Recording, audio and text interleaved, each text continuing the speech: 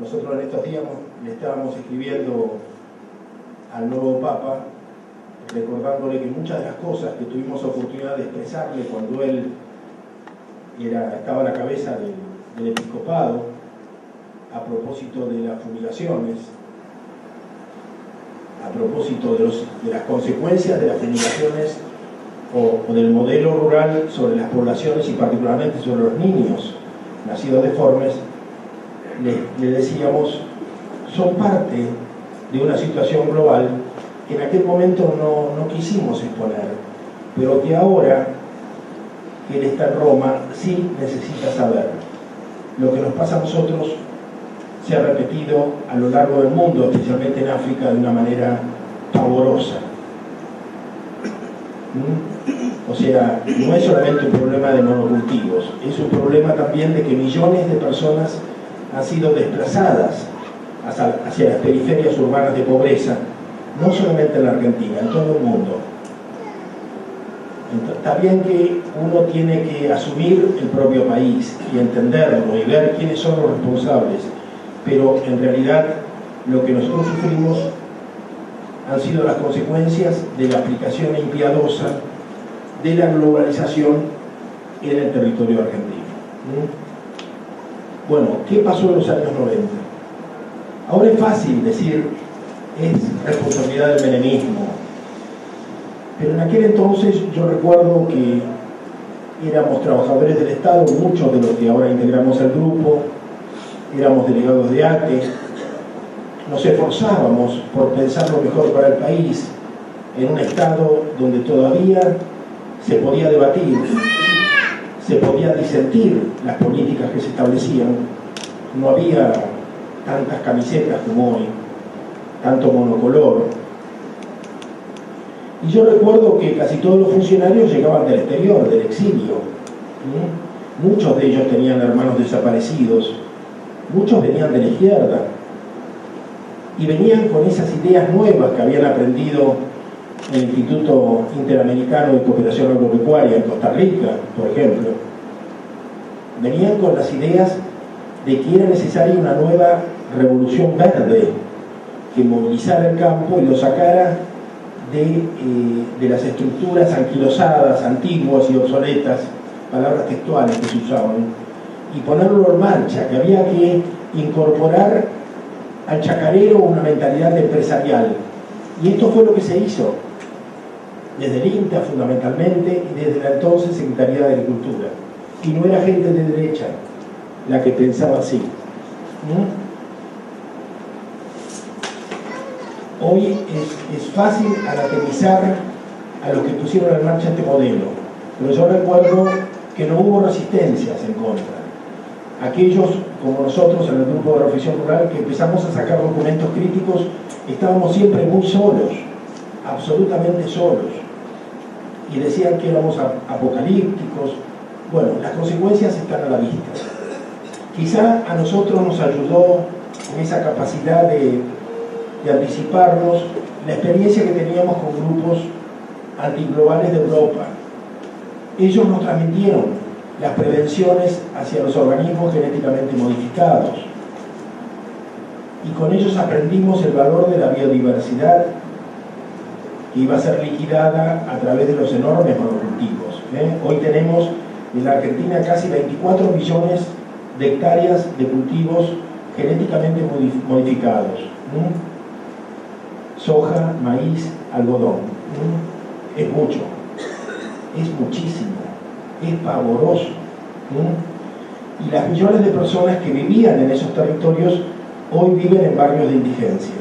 Y por eso ocurren las cosas que ocurrieron en Tolosa y en los otros barrios del Gran La Plata, porque La Plata en realidad no fue pensada para tener un Gran La Plata, una periferia urbana.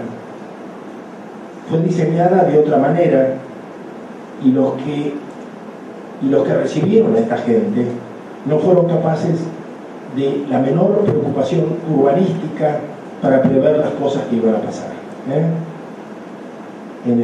Yo vivo en Marcos Paz y en el cercano partido municipio de Moreno, por ejemplo, el intendente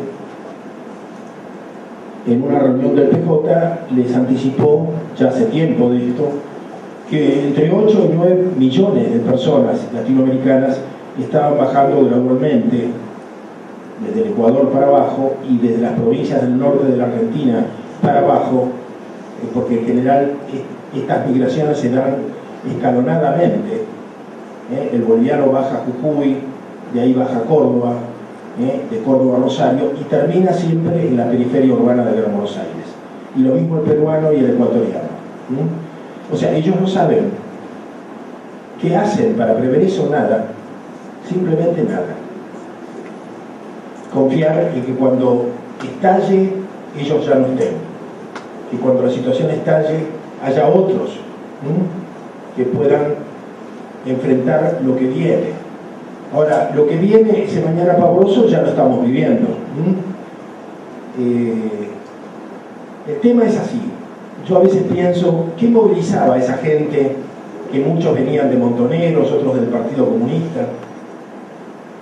Muchos con hermanos desaparecidos, como Mendaberri, que fue uno de los primeros biotecnólogos, como Félix Sirio, que fue el presidente del INTA durante muchos años, como Huergo, Héctor Huergo, que viene del trotskismo, como el mismo Felipe Solá, que venía de la Izquierda Nacional, del partido de Abelardo Ramos, de la revista Unidos de Chacho Álvarez. Es decir, ¿qué pasó con esa juventud? ¿Qué pasó para que incorporaran este modelo, convencidos de que aparte que les podía permitir disfrutar del Estado de una manera corporativa, convencidos de que estaban haciendo bien a la Argentina? Es decir, estaban montados en una idea de progreso y creían en el crecimiento. Esta idea del crecimiento del Producto Bruto Interno, no son ellos solos. Cuando uno revisa, prácticamente hay una enorme parte de la Argentina que sigue creyendo en esto, en el progreso, en el crecimiento, en el valor de las tecnologías de punta. ¿Cuántas veces han dicho a los que poníamos en duda el valor de las tecnologías en punta que pretendíamos volver a las cavernas? Pero si nos habrán dicho cantidad de veces. Y hemos tenido que sobrevivir en este duro escenario, donde cuando uno disiente recibe un epíteto. Así durante largos años. Y en realidad este modelo, que era este modelo implicaba que la Argentina aceptaba un desafío de volver a ser un país agroexportador, pero no ya de comida sana, de las mejores carnes, el mejor maíz, el mejor trigo, sino ahora de commodities. ¿Qué son las commodities? Las commodities son mercaderías que se exportan, que no tienen valor agregado y cuyo precio está fijado por el mercado de Chicago. No hay otro mercado. El mercado internacional es Chicago. Brasil ha intentado armar un mercado y nunca pudo. Entonces, ¿esto qué significa? Que nosotros no tenemos incidencia en el valor que se le fija a la soja en el mercado de Chicago. O sea, que es totalmente aleatorio y es como una ruleta. El otro día bajó $30. Bueno, así como baja $30, puede subir 50. Es decir, y así nos van las cosas. O sea, somos totalmente dependientes de los mercados. O sea, ¿quién impone la ley? Los mercados. ¿Qué mercados? Los mercados globales. Es difícil precisar quién maneja el mercado global. No tiene nombres, no tiene... Es una abstracción. Uno trata de entender, como podemos, tratamos de entender esta nueva situación de la globalización, que los mercados manejan la política. No se sabe quién. Son miles y miles de brokers, son miles de financistas, de bancos, de conglomerados de gente que tampoco se pueden detener. Este es el problema. Ellos buscan la ganancia, el lucro. Es como el gerente de una gran corporación. Él sabe que vamos a un abismo. Él sabe. Pero él no se puede detener. Porque si disminuyen las ganancias, a él lo cambian, lo sacan de gerente y ponen a otro. Entonces, esta es la situación en la que estamos en el mundo de hoy. Al borde del precipicio y avanzando. A la Argentina le tocó producir piensos. O sea, piensos son forrajes.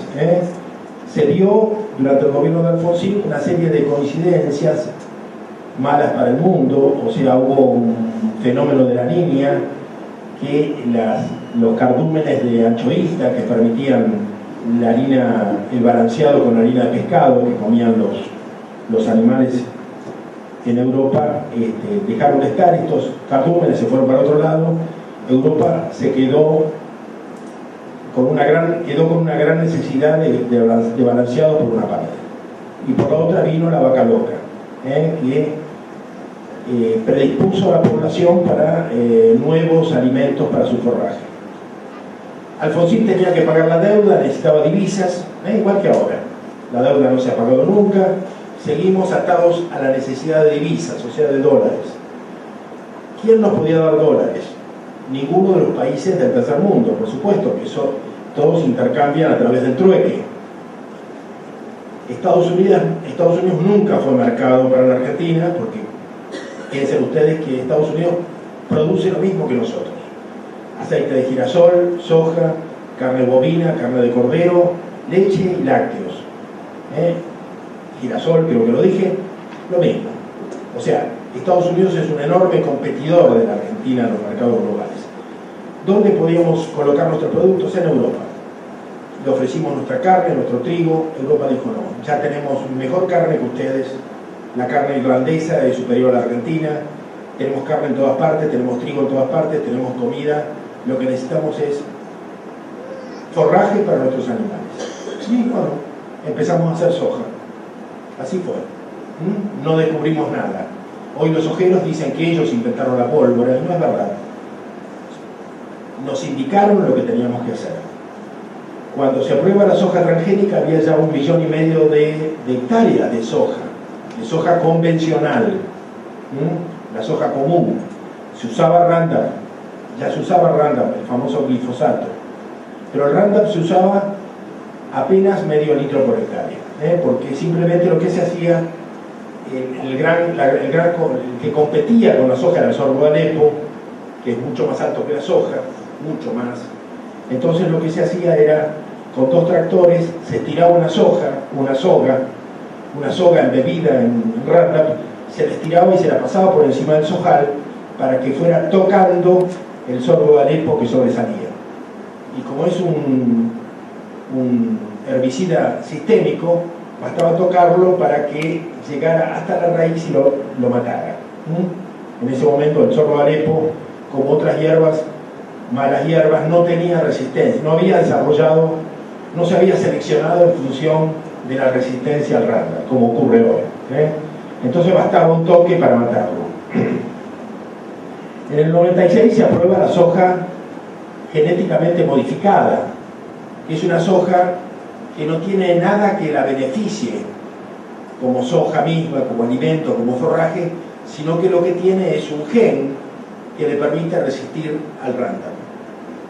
O sea, Monsanto descubrió que hay una plantita, no me acuerdo, una plantita que usamos en nuestros jardines, que tenía naturalmente una cierta resistencia al glifosato, y le sacaron esos genes y se los colocaron a la soja, en una industria, en una ciencia que recién comenzaba, que era la biotecnología.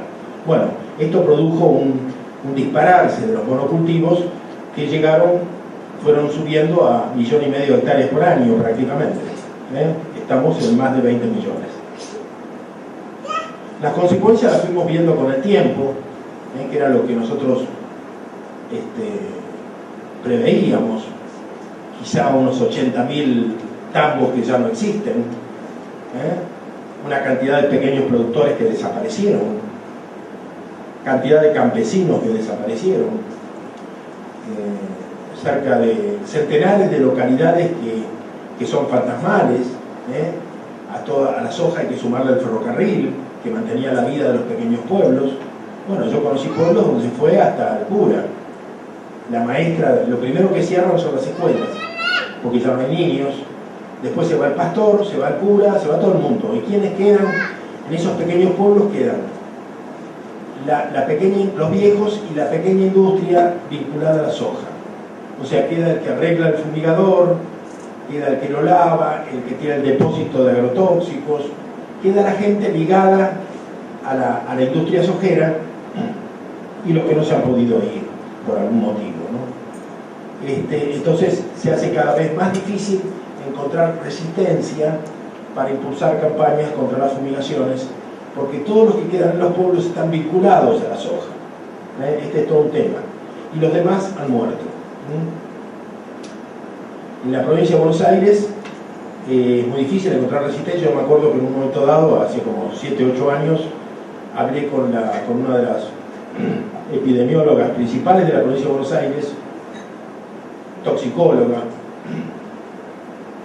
que aparte de explicarme que la cátedra de toxicología había sido barrida por la dictadura militar y que la democracia nunca se había preocupado de renovar estas cátedras y estos cuadros, y esta era una de las razones por las cuales la Argentina no tenía ni estadísticas ni sabía lo que pasaba a nivel toxicológico, porque era como es como que uno va podría ir relacionando todas estas historias, ¿no? Que parecen todas armadas por una inteligencia superior, esto sin ser conspirativo, pero realmente parece que todo fuera ordenándose, ¿no?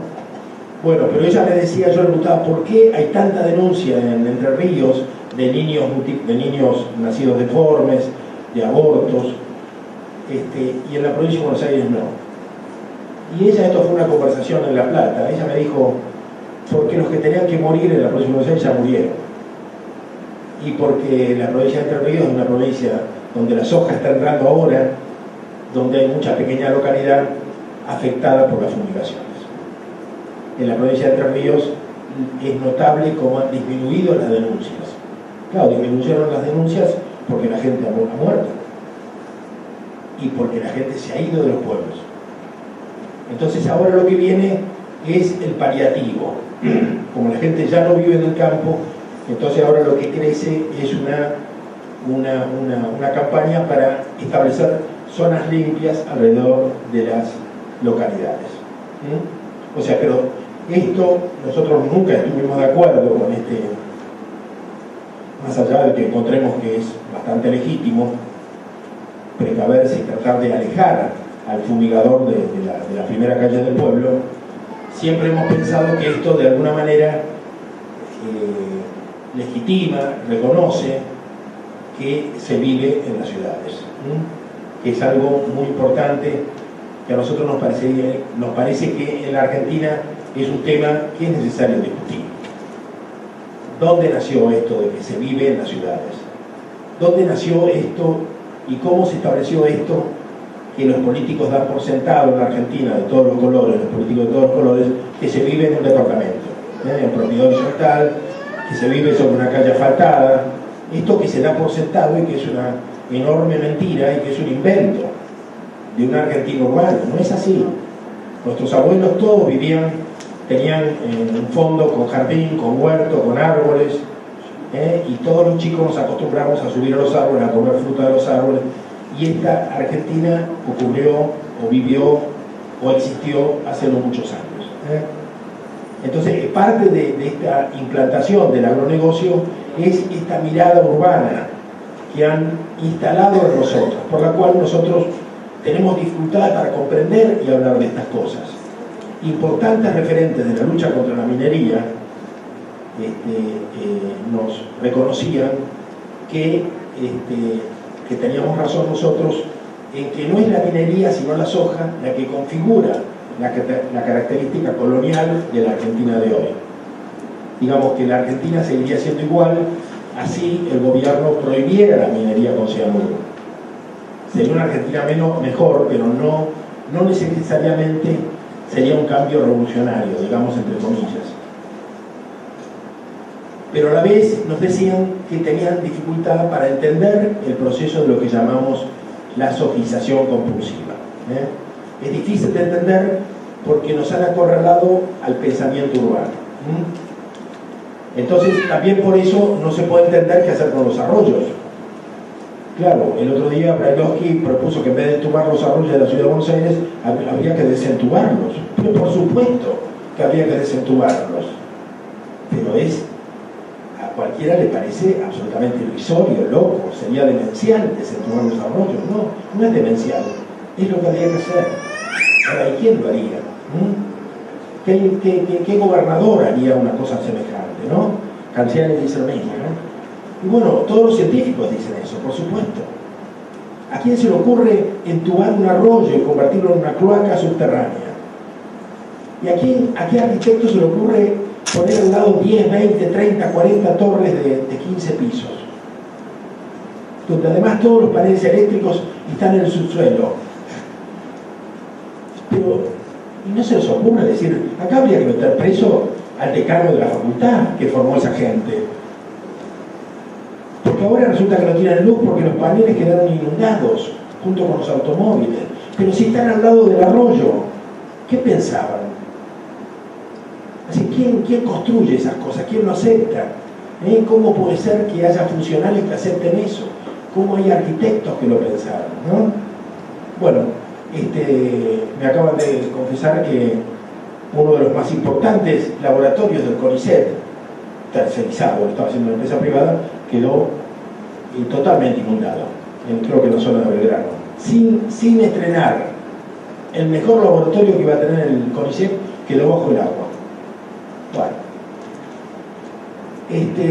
por supuesto que podríamos hablar de corrupción, podríamos hablar de tantas cosas, pero a mí me parece que en este lugar por lo menos me gustaría hablar de los valores que guían a un pueblo que ha permitido eso. Porque nosotros siempre hemos hablado de la infinita incapacidad política de nuestra clase dirigente. Pero también es verdad que hace muchos años, y no puedo olvidarlo, yo estaba en una de las islas del Ibicuy y salimos a caminar y encontramos pequeños pobladores, entre ellos una viejita de 80 años que vivía sola en una isla llena de álamos. A mí se me ocurrió preguntarle, era la época de Grosso, ¿se acuerdan cuando Grosso estaba en la capital, que era intendente de la capital federal? Esto era, por supuesto, Ibicuy, fuera, ya Entre Ríos. Le pregunté qué hacía con su basura y me dijo que la envolvía en una bolsa y que la arrojaba al río. Yo le digo, ¿pero cómo hace una cosa así? Me dijo, no, pero yo la ato antes, la ato bien antes de arrojarlo al río. Bueno, a veces uno teme decir que tenemos los dirigentes que nos merecemos y que lo que necesitamos es un cambio profundo de esta mentalidad, ¿no? Que engloba, que mete las hojas en una bolsa, la ata y la echa a un arroyo del delta, convencido de que eso también es una cloaca, ¿no? Bueno, ha llegado Cayewar, entonces yo voy a aprovechar para pasarle a mi compañero Maximiliano.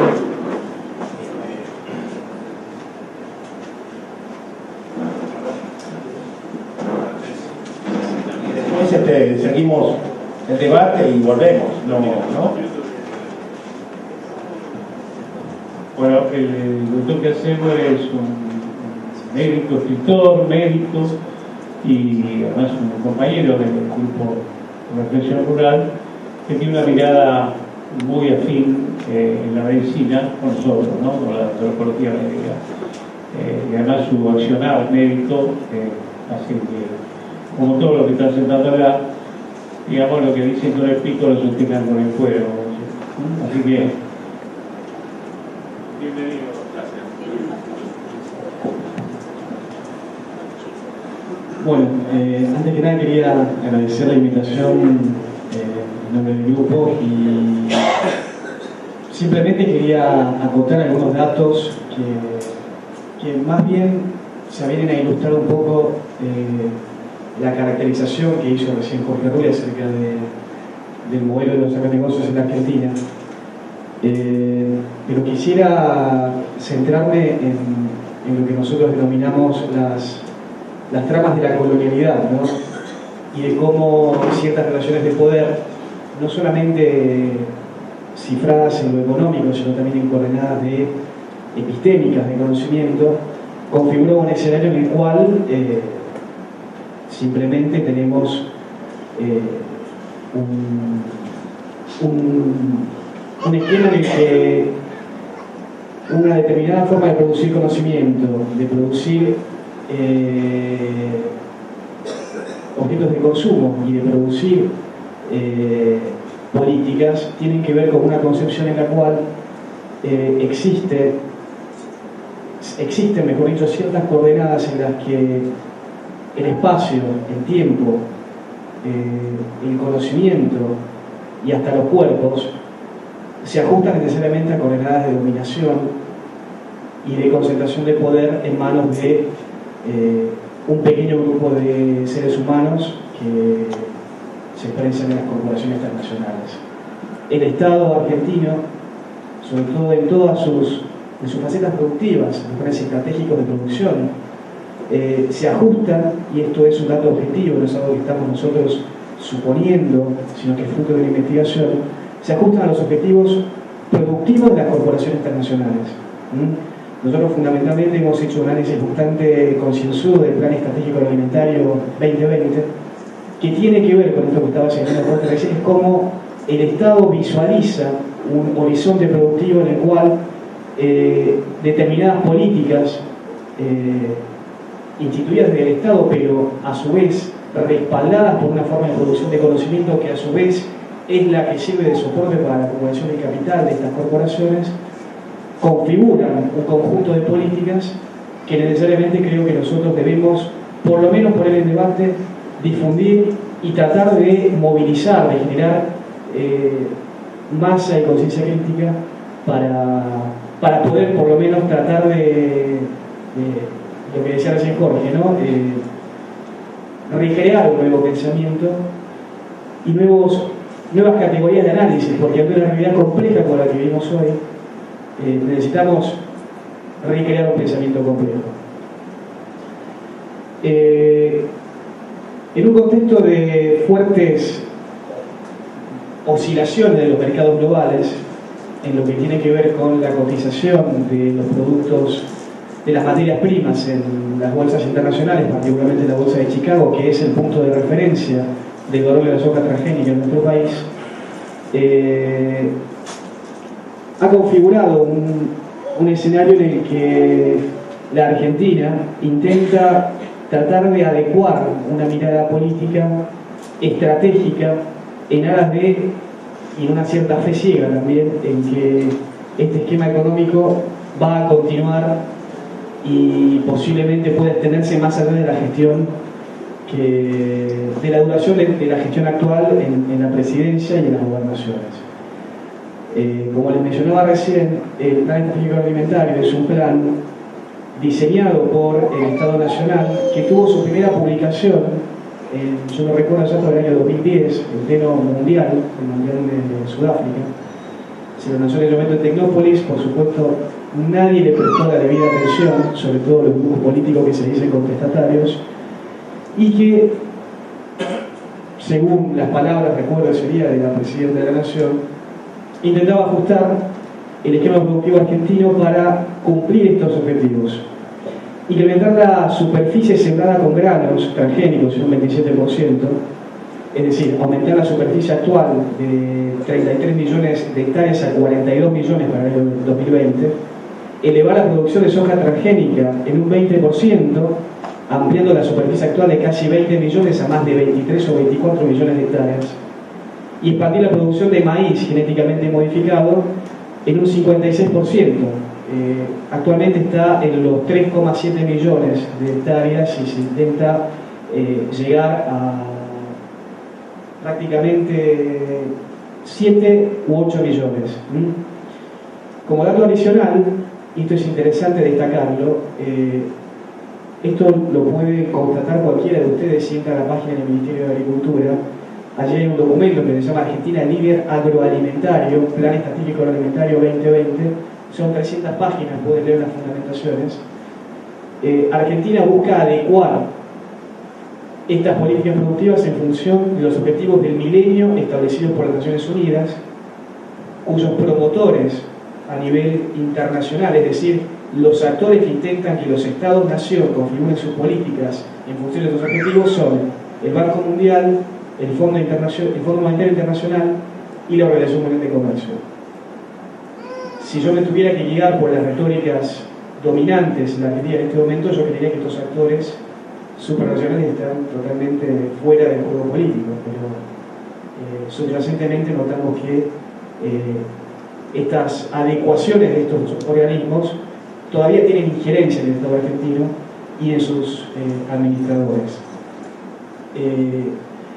Es importante destacar estos objetivos de milenio porque se está recreando un pensamiento neo-malthusiano a escala global y que tiene que ver con lo siguiente, y esto lo repite tanto el presidente de Monsanto, que se llama igual que el actor Hugh Grant, hasta la presidenta de la Nación, donde en el año 2050 la producción actual de alimentos a escala global no va a ser suficiente para satisfacer a una población que ampliamente va a duplicar a la actual. Hoy estamos en el orden de los casi 7.000 millones de habitantes. Se estima que para el 2050 va a ser el doble o un poco más. Entonces hay que producir para alimentarlos a todos porque no va a alcanzar. Es decir, son filántropos y bastante solidarios los muchachos de las corporaciones que van a intentar alimentarnos a todos y van a destinar a la producción de conocimiento para que nadie se muera de hambre. Bueno, eso es una mentira.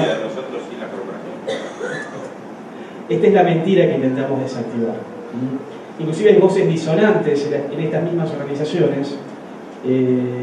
Por ejemplo, el ex relator de los derechos para la alimentación de las Naciones Unidas, Jan Sigler, que es un sociólogo suizo, no hace mucho tiempo, aún dentro de las Naciones Unidas, decía que esto era una mentira y que la actual producción de alimentos a escala global alcanza para satisfacer a casi 12.000 millones de personas. Digamos que el objetivo que ellos se plantean para 2050 en términos productivos ya ampliamente está cumplido y hasta superado. Pero bueno, y esto es importante destacarlo porque ahí radica digamos, la matriz del modelo que tiene que ver con la especulación alimentaria. Una sobreproducción, cuando ellos dominan los mercados globales para fijar el precio, y adecúan las políticas productivas de los países periféricos para poder justamente medrar con esa variabilidad financiera que tiene lugar con las leyes de oferta y demanda, como todo lo que ya sabemos cómo funcionan estos grandes emporios de la timba financiera.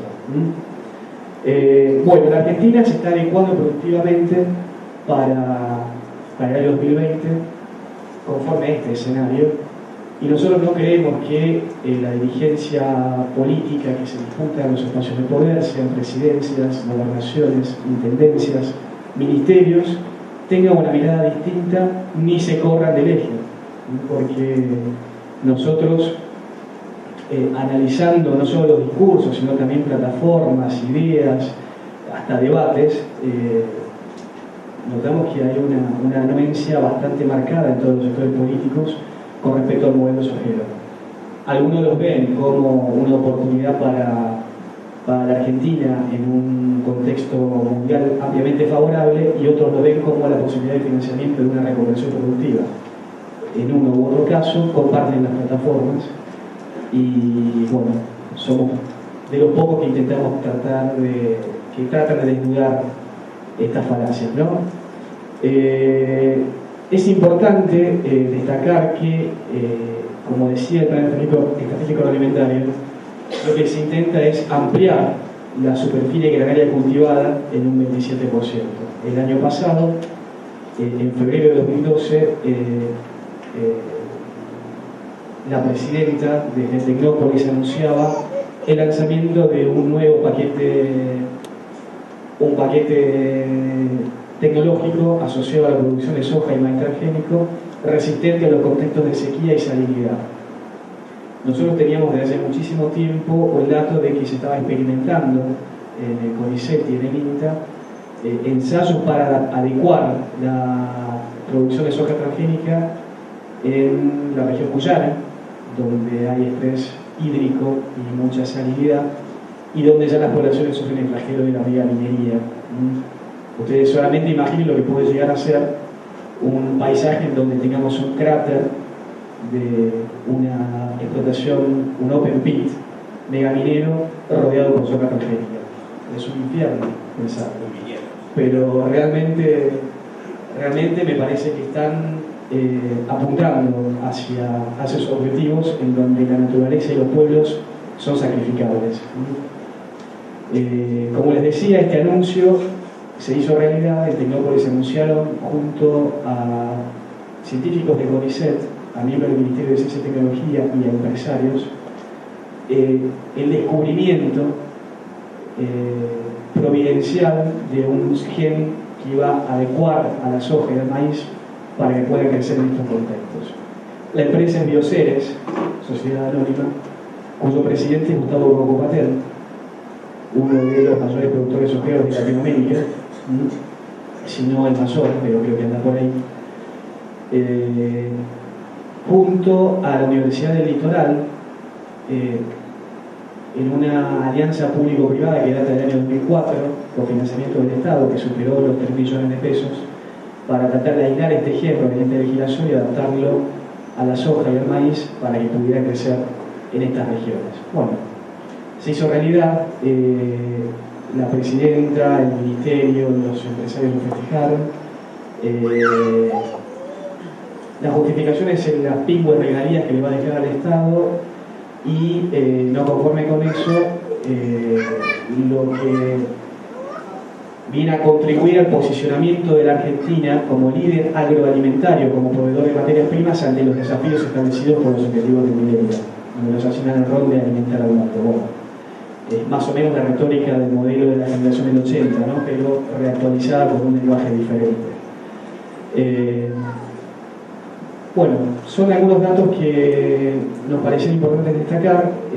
Yo con esto voy a terminar porque me parece que es el más terrible y es el que tiene que ver con la aprobación de la última soja transgénica, la soja RR2, intacta RR2, perteneciente a Monsanto Company, aprobada el año pasado mediante, les digo el número de resolución si quieren tomar nota y buscar el scan en la página del Ministerio de Agricultura.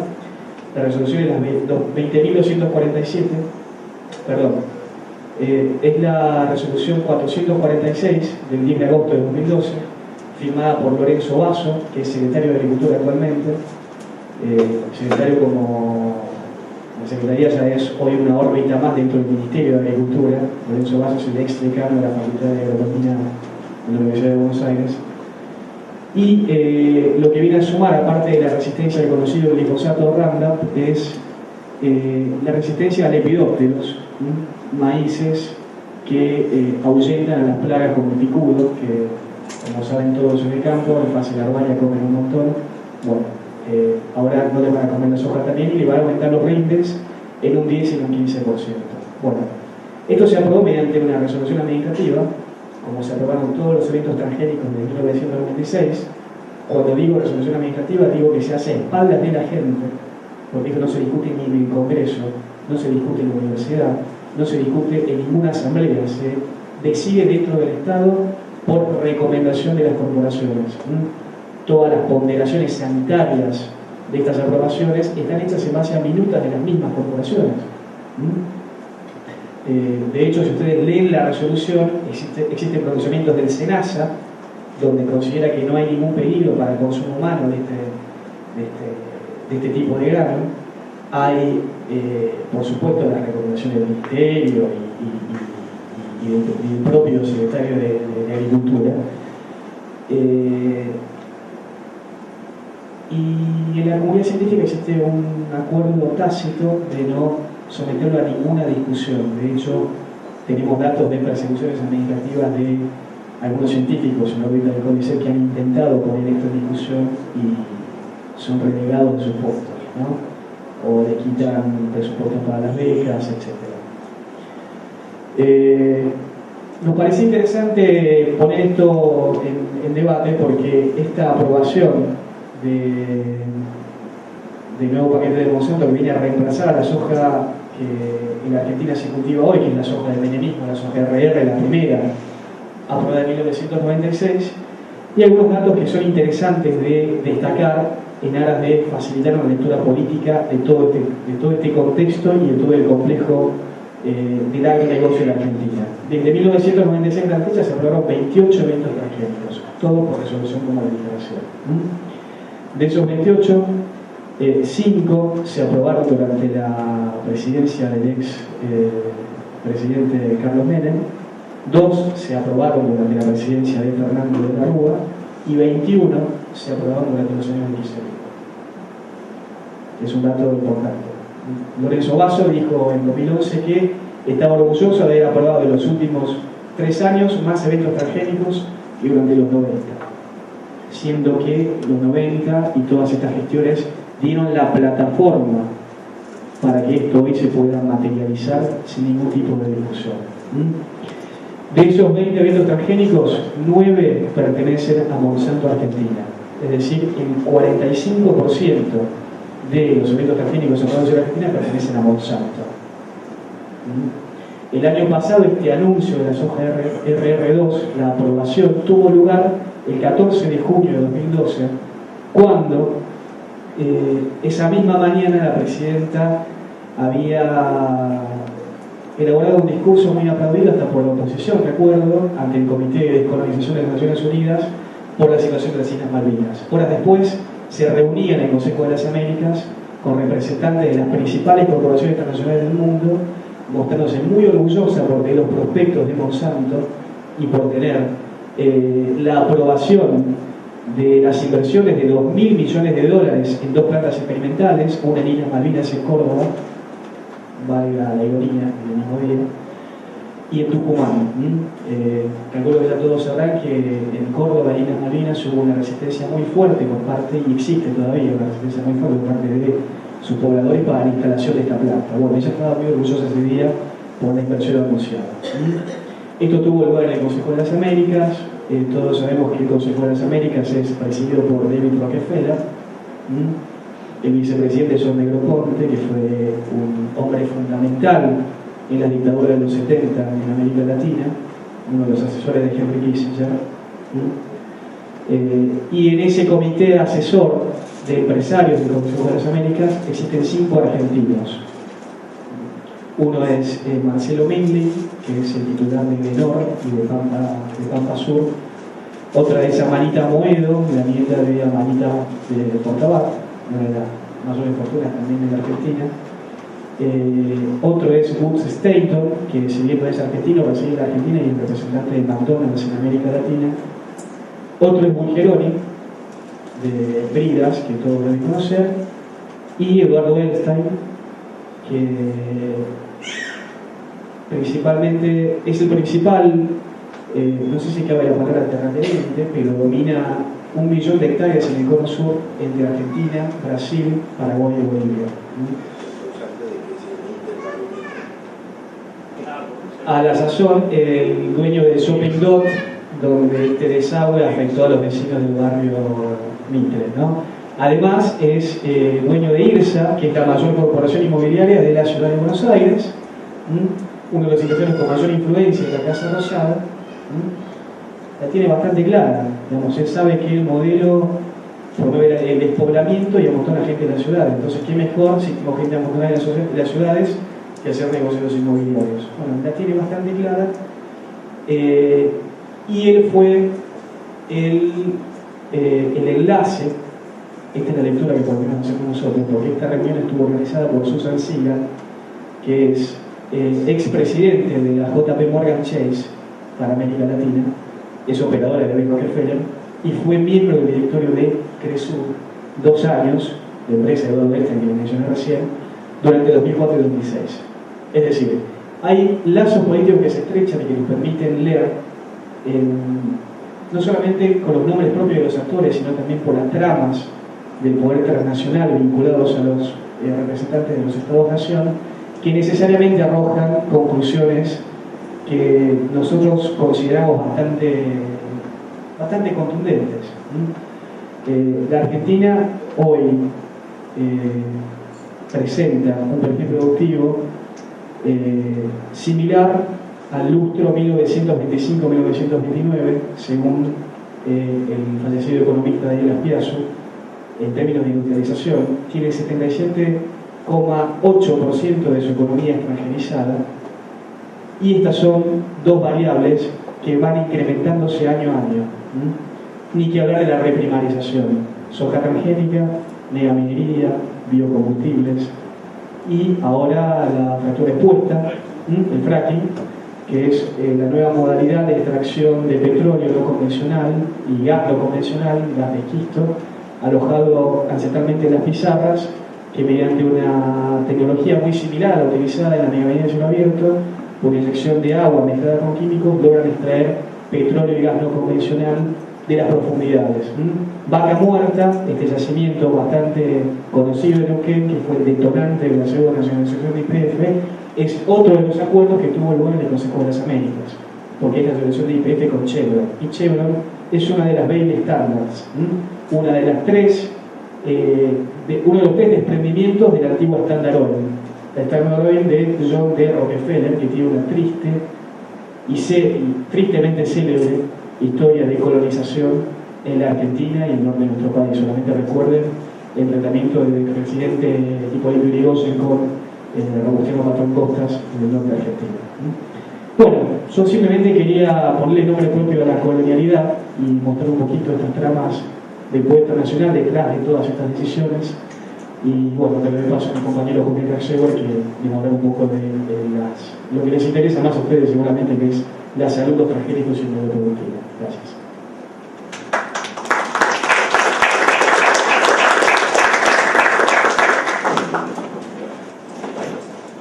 Buenas noches a todos y a todas. Yo le agregaría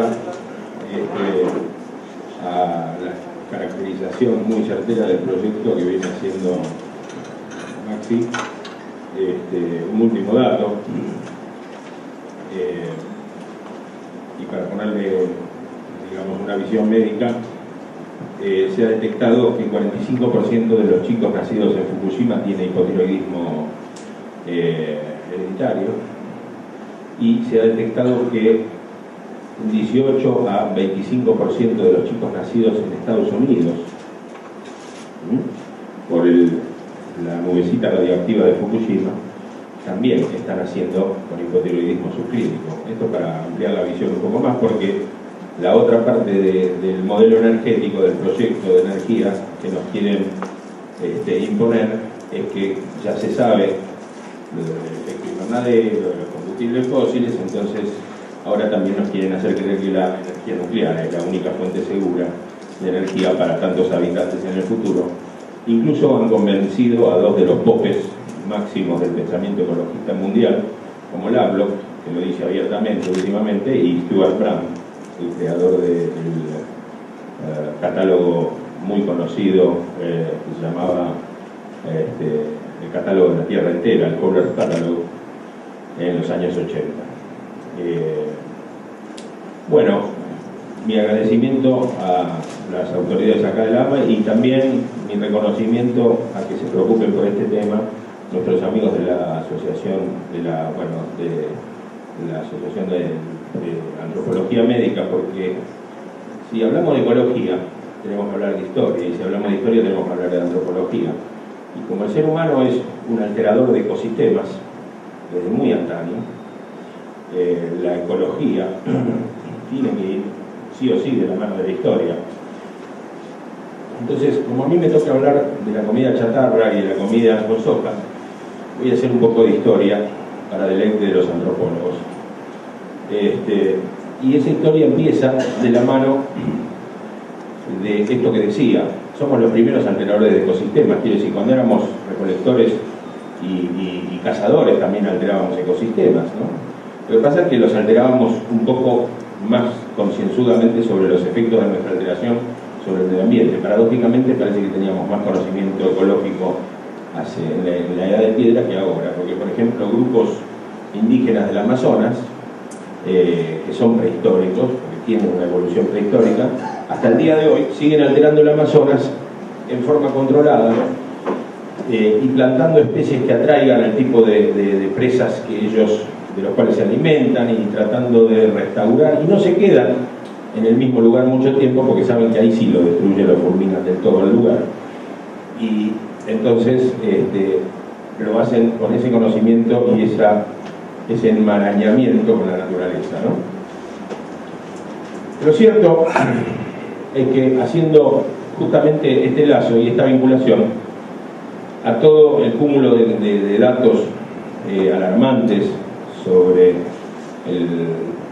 este consumo sin precedentes de derivados de la soja en la dieta humana, me junté con un dato muy importante que yo no tenía y que creo que hace al origen común de todos los problemas juntos a nivel complejo y sistémico, al problema de la guerra, al problema del poder, del imperialismo, al problema de la concentración de poder en tan pocas manos, al problema de la enfermedad,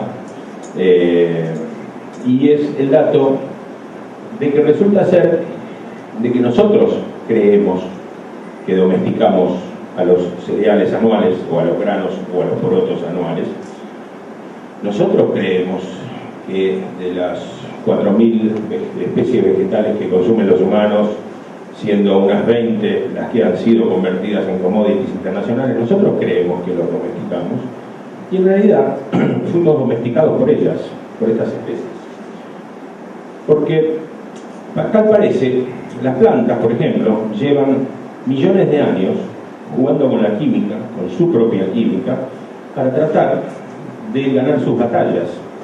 Créase o no, entre los vegetales hay diferentes tamaños, envergaduras, entonces tal parece que las plantas se ganaron la grande en la lotería cósmica cuando, o sea, todos saben que la soja tiene fitoestrógenos, con lo cual controlaba a los predadores, esterilizando a los machos.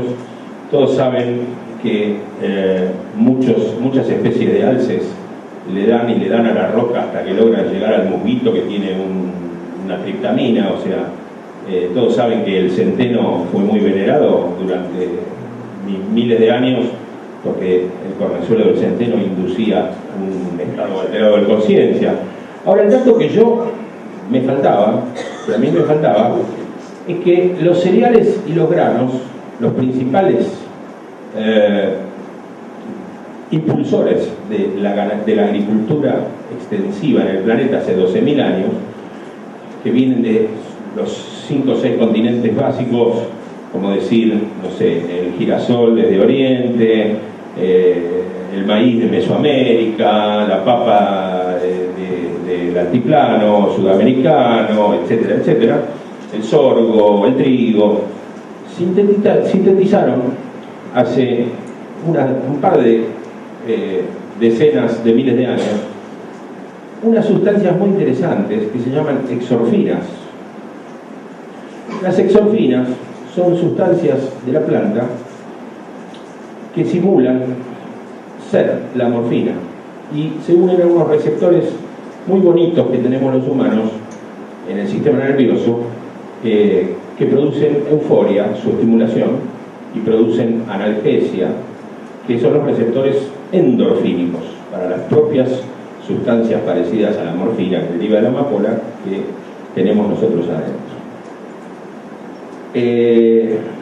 Yo atribuyo gran parte de los males de la humanidad hoy en día, ahora tras haber conocido las exorfinas, a un problema de adicción por el cual el planeta entero tendría que ir a la clínica de adicciones, como Maradona. Yo creo que estamos adictos a las exorfinas de los granos. ¿Alguna vez vieron a alguien darse un atracón con bife de chorizo? Yo creo que los atracones son con hidrato de carbono, con galletitas, con panqueque, dulce de leche, crema. Los lácteos de la vaca y de la cabra y de los otros animales en el planeta que brindan lácteos al humano también tienen endorfinas propias y adquiridas por los granos que comen últimamente desde que se les da granos y cereales, porque, no sé, creo que también es conocimiento común de que la vaca come pasto, es una pasteadora, así como hay otros animales que son ramoneadores y que comen las hojitas de los árboles como las cabras. Entonces, tenemos estas endorfinas en las que nos demuestran que nosotros no domesticamos a la vaca, porque vacas existen hace 2 millones de años que existen vacas. El antecesor prehistórico de la vaca se llamaba Uro. Entonces, desde este punto de vista, ¿nosotros domesticamos a la vaca o nosotros somos la obra de arte a través de las milenios de la vaca, porque la vaca nos proveyó de grasas y proteínas de primera calidad, que nos permitió achicar el aparato digestivo y agrandar la corteza cerebral. Ya no tenemos que comer tanto volumen para extraer del medio proteínas y grasas de buena calidad. Y de algún modo, en ese sentido, no sé si alguien vio alguna vez una gallina a las 2 de la mañana en medio de 2 metros de nieve en el pleno invierno llevándole agua a su amo. Yo creo que es al revés, es el amo el que le lleva el agua a la gallina. La gallina también se sacó entre más o menos no me acuerdo el número exacto, pero creo que son por lo menos 1.200 especies de gallináceas. Solo 3 o 4 son las domesticadas en las fábricas. Ellas también le pegaron a la lotería genética, se sacaron la grande a fin de año, porque lograron agradarnos de tal manera que ahora somos nosotros el que les lleva agua, más allá de que les haya salido mal a todos los animales, la estrategia, y a las plantas también, porque no tuvieron en cuenta que el ser humano cuando quiere puede ser muy dañino, ¿no? Entonces terminaron ahí un poco acumulados en feedlots y en criaderos industriales, pero no me digan que no dominaron el globo. Lo mismo con los granos y con los cereales y con los porotos. Nos usaron como giles para ganarle la guerra a los árboles, y díganme si no la han ganado. Con esas exorfinas nos convirtieron en sus esclavos. Hemos peleado guerras para que estos turros se apropien de toda la tierra que ellos querían sacarle a los árboles. O no se deforestó medio planeta por culpa de estos granitos. Bueno, esas exorfinas ejercen poderosos efectos no solo en el sistema nervioso, sino a nivel sistémico general de todos los seres vivientes.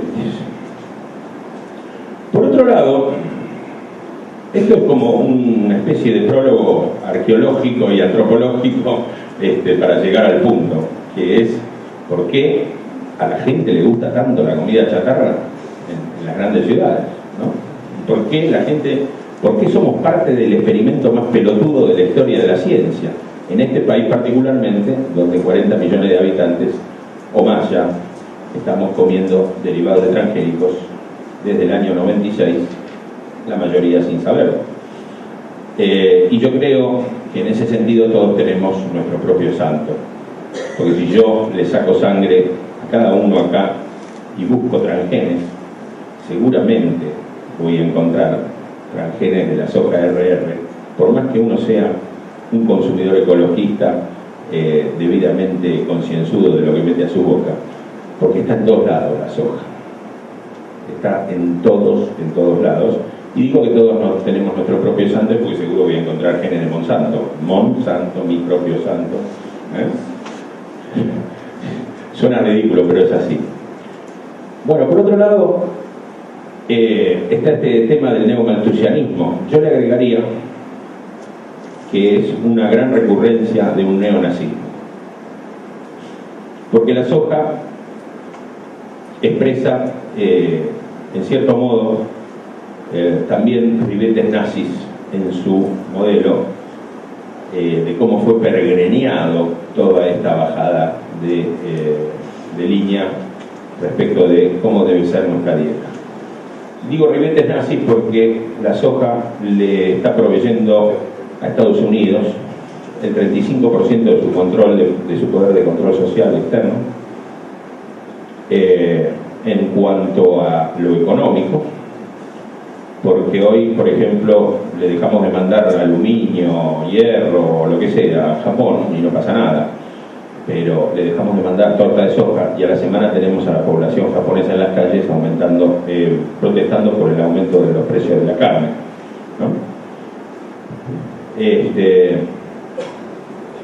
Es un continente que puso de rodillas también, tornándolos adictos al resto de los continentes, un continente que produce soja y los otros 5 continentes adictos a los productos de soja. Caemos en el mismo mecanismo de nuevo. Si no son las endorfinas, son las isoflavonas, pero siempre hay una sustancia que nos está afectando y nos hace no discernir bien, ni a nosotros ni a nuestros gobernantes, qué está pasando. Y digo nazismo porque la soja también tiene isoflavonas, y si bien para el año 1920 la Asociación Americana de la Soja, que se funda en el 20, cuando logran destruir en el laboratorio, inactivar los componentes antinutrientes de la soja, se funda la Asociación Americana de la Soja y se arman los primeros andamios de lo que sería el futuro sistema de producción industrial de carne para consumo humano. Entonces, recién en el 1950 se descubrieron los fitoestrógenos de la soja. Y es a partir de 1950 que Estados Unidos logra consolidar.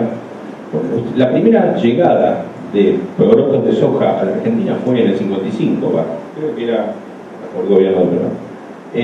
En el 50 empieza a poner en marcha este plan a partir de los años 50, porque se sabía ya que los fitoestrógenos son disruptores hormonales. Esto es disrupción hormonal, el producto lo consumo hoy, el cáncer me viene dentro de 20 años o en la generación siguiente. Disruptor hormonal quiere decir que altera todo el equilibrio hormonal del ser humano. Entonces, esto además del control social, le brinda al poder norteamericano un nuevo poder, que es la denegación a las poblaciones de su derecho a vivir un potencial biológico completo a través de la dieta. Yo le doy fitoestrógenos en exceso a la población, los niñitos van a empezar a consumir soja desde chiquitos, se les va a fundir la tiroides y por lo tanto van a ser unos estúpidos toda la vida y van a consumir mis productos sin cuestionarlos. Pero es así como se los digo. Tarde viaje Juan, cuando en la famosa mesa de nutrición que armó Chiche Dualde se logró avisar a la población de que no le den soja a niños menores de 2 años y que los mayores de 2 años hasta los 6 se lo dé con mucho recaudo, porque ya tenemos toda una generación de argentinitos con la tiroides licuada, y fíjense que no es por culpa de la energía nuclear, como dije al principio. Por otro lado, más licuada la tienen los chicos la tiroides por el famoso Hades. Esto es realmente un caos ecotoxicológico proveniendo de lo mismo. Entonces, creo que hasta acá, por lo menos, hice un poco de antecedentes históricos. La soja, como los cereales, dominan el mundo. No hay solamente un poroto que dominó el planeta entero. La soja no es rey, sino que la soja comparte el reinado con los 7 u 8 cultivos básicos de todo el planeta. Y todas las dietas madre de todos los continentes, las dietas arcaicas, las dietas ancestrales, folclóricas, regionales, incorporan estos productos. ¿Por qué? Porque somos unos malditos adictos. Los humanos terminamos siendo adictos a las famosas exorfinas de todos estos granos. Es tan reciente mi incorporación de este dato que todavía estoy en la búsqueda de material, pero encontré un hermoso documento que pronto voy a estar a difusión de cuántas exorfinas tiene el hidrolizado de proteína de soja, porque la soja también tiene exorfinas. Así que también estamos consumiendo el brillante poroto por esa razón. Desde ese punto de vista del pensamiento complejo, entonces nosotros no domesticamos a nadie, fuimos domesticados, o en todo caso es una relación de mutualismo, como la que mantiene la vaca con las bacterias de su intestino, o como, yo diría, casi tan indisoluble como un organismo reciente que se descubrió en las costas de Escocia, que se llama Convoluta raucofensis, que es como un gusanito transparente de 3-4 centímetros que tiene en el intestino y en el interior millones y millones de bacterias fluorescentes. O sea que el gusanito marino brilla en la oscuridad por las noches. Claro, ¿qué hicieron los científicos? Se lo llevaron al laboratorio, lo partieron en pedazos y trataron de crecer las bacterias en la placa de Petri y no crecían. Claro, quiere decir, nosotros tenemos 50 trillones de células y tenemos 500 trillones de bacterias, o sea, 10 bacterias por cada célula adentro. Y esa complejidad está orquestada y vehiculizada y puesta en equilibrio constantemente con participación de cada una de esas bacterias y de cada una de esas células por más de 500 vías de sendas de información, o sea, de retroalimentación. El sistema nervioso es una senda, el hormonal es otra, los genes son otra. Ya se sabe incluso que hay una vía de retroinformación muy lenta de genes circulando en sangre. Pero después tenemos un espectro de vías de retroalimentación y de intercomunicación global que no han sido debidamente estudiadas, como la electromagnética, la fotónica, la del sonido y muchas otras. Y digo esto como para terminar con este antecedente de que somos bichos muy complejos. El planeta entero es muy complejo, y toda la biología está armada en base solamente a un 3% del conocimiento de las especies que lo habitan, vivientes. Por lo tanto, una visión más ecocéntrica implica que salgamos de ese antropocentrismo, de decir nuestro planeta o yo pienso que el planeta va a tener un futuro, que la vida humana está amenazada. Al planeta no le importa si el futuro, como yo pienso, definitivamente va a tener un escenario con mucho menos humanos que ahora, y no por cuestiones neomalthusianas, es por una cuestión de una ley casi como de la gravedad. Estudiando a los más grandes biólogos que han replanteado la biología y la termodinámica y la biofísica sobre todo, a la naturaleza no le gustan los gradientes, no le gusta que haya más de un lado y menos del otro. Entonces siempre hay una tendencia a equiparar gradientes, y los humanos nos hemos convertido en un hermoso gradiente con nuestras casi 7.000 millones a ser devorado muy prontamente por alguna otra especie, así como nosotros ocupamos el lugar de un punto dentro de la escala alimenticia con tanta habilidad que nos convirtió en la pionera especie dentro del planeta que más materia cicla alrededor del globo y que más energía solar aprovecha. Quizás el planeta nos esté usando para calentar el planeta, para equiparar el gradiente con el Sol. ¿Quién lo sabe? Precisamente de eso se trata también, para finalizar ya esta breve introducción, porque lo de las hojas va a ser más breve, es 2 más 2 es 4. Precisamente el problema de la agricultura y los humanos empieza cuando desenganchamos la agricultura del sol y de la fertilidad de la tierra. Porque antes dependíamos de la cantidad de tierra arable y de la cantidad de sol que venía desde la estrella, la cantidad de energía lumínica que venía desde la estrella, pero el mismo combo de científicos que le proveyó a Hitler su ciclón B durante mucho tiempo, hacia poquísimos años después de que IG Farben hiciera una alianza con el grupo Rockefeller para convertirse en el cartel químico farmacológico más grande del planeta, que todo el mundo sabe que después se desarmó, se convirtió en Bayer, Hecht y la otra, no me acuerdo cómo se llama, pero sigue persistiendo hoy bajo innumerables nombres, manejando nuestra vida cotidianamente. Es el proceso Haber-Bosch, el que creó, ese mismo grupo de científicos de IG Farben, creó el proceso Haber-Bosch, gracias al cual pudimos extraer el nitrógeno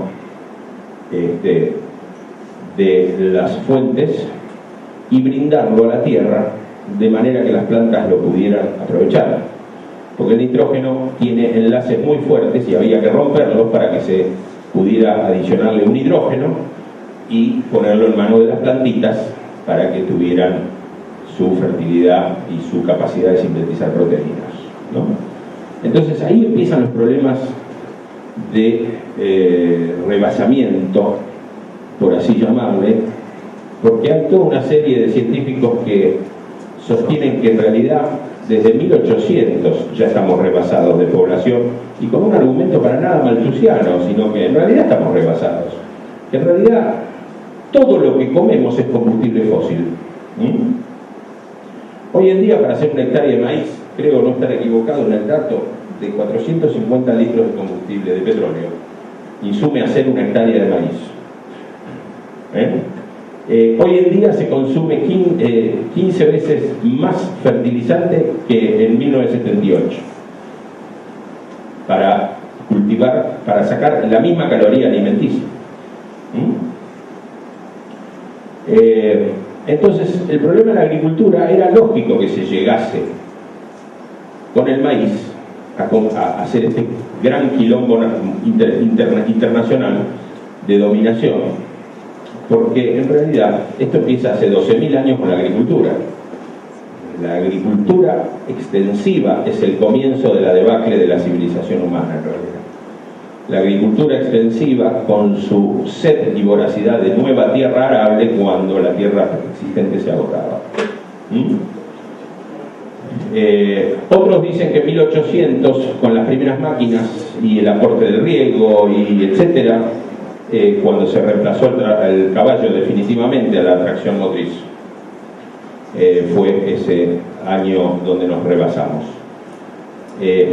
Así que dentro de todo esto es lógico que nadie sepa en la ciudad de dónde viene el alimento, nadie se cuestione, pero hoy en día cuando llenamos un carrito con soja, con alimentos del supermercado, el 70% tiene soja. Los efectos del consumo de soja y de soja transgénica, yo los voy a resumir. Primero están las isoflavonas, que son disruptoras hormonales. En segundo lugar, podríamos decir que son cancerígenos, por esta disrupción hormonal pueden promover todo tipo de cánceres. Básicamente diría que de la soja lo importante son las isoflavonas. No existe producto de soja prácticamente que no maximice en su industrialización la concentración de isoflavonas. Eso es lo principal con la soja. Con respecto a los antinutrientes ni me voy a detener, esa bibliografía ya está en el sitio del GRR, de algún modo hemos hecho mucho trabajo con eso. Iría básicamente a cuáles son los peligros del consumo de soja transgénica tolerante al glifosato. Monsanto hizo los estudios en 3 meses y la aprobaron. En 23 de febrero de 2013, Seralini alarmó a la Comunidad Europea con un estudio que finalizó de 2 años de administrar soja y glifosato a las ratitas, y todos los problemas que se temían no aparecen en los primeros 3 meses tras los cuales fue autorizada, aparecen entre los 4 y los 6 meses en adelante. Tumores, más frecuencia de tumores, mayor tamaño de tumores, que a lo que se les da primero más frecuencia de tumores que los pocos ratones que puedan tener tumores comiendo soja convencional.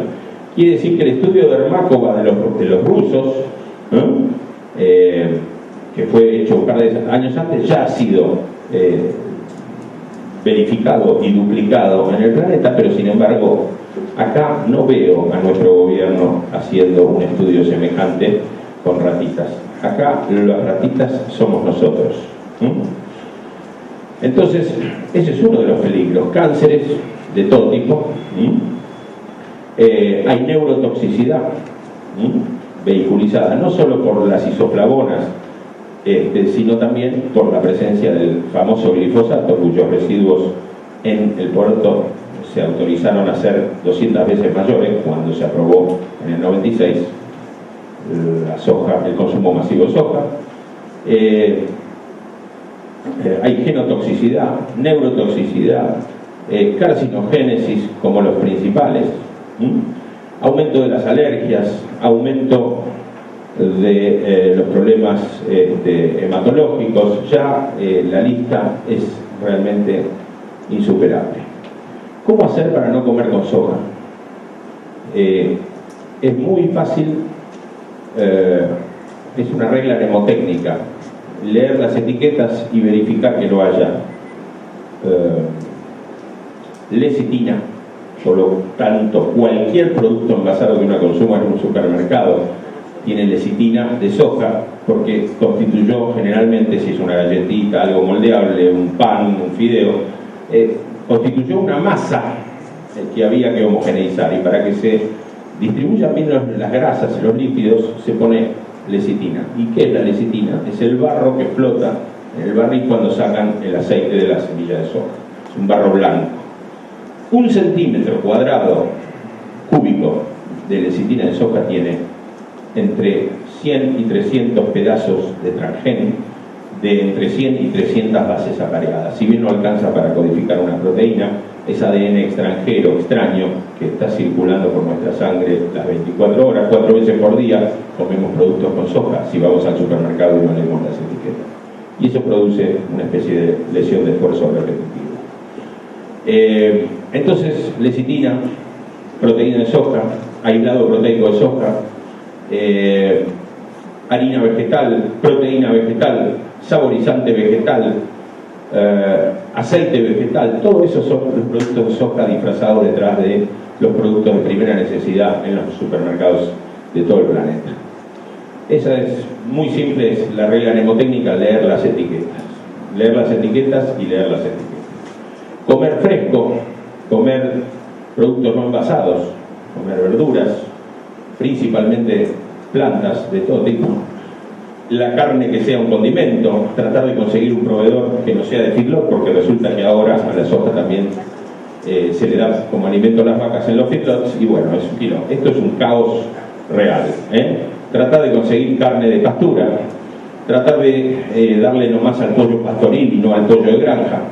Googleenlo, está en Mercado Libre, está el pollo pastoril, que lo hace un paciente de 70 y pico de años, que era dueño de una línea de colectivos de Lomas de Zamora, y que cuando los hijos se apropiaron y empezaron a manejar bien la empresa, él dijo: ¿y qué me divertiría hacer ahora? Y voy a hacer un pollo orgánico. Entonces, con su valijita llena de guita, compró 4 o 5 granjas industriales y hace un pollo pastoril de puta madres, que tiene gusto a pollo y que no está alimentado con soja. Así que podríamos decir que es un pollo comestible realmente, que no tiene ni siquiera, no está certificado orgánico, como muchos esperarían equivocadamente, porque el rótulo de orgánico no hace más que reforzar nuestra pelotudez humana, porque no sé si saben que todas las empresas mundiales orgánicas que rompieron el cascarón y se elevaron su facturación, hoy en día están en manos de los 5 o 6 principales monstruos transnacionales de la comida: Unilever, Nestlé, Walmart, etc. Todas las empresas orgánicas han sido compradas por ellos. Entonces el pollo pastoril es otra buena opción.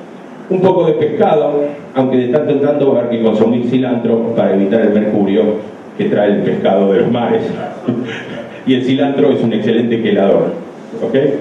Así que, bueno, creo que ahí está un poco resumido el tema de la comida chatarra. Es todo lo mismo, es nuestra ración de exorfinas e isoflavonas diaria que nos reconoce como adictos totales a la química de estas plantitas, que son las verdaderas poderosas del planeta. Muchas gracias.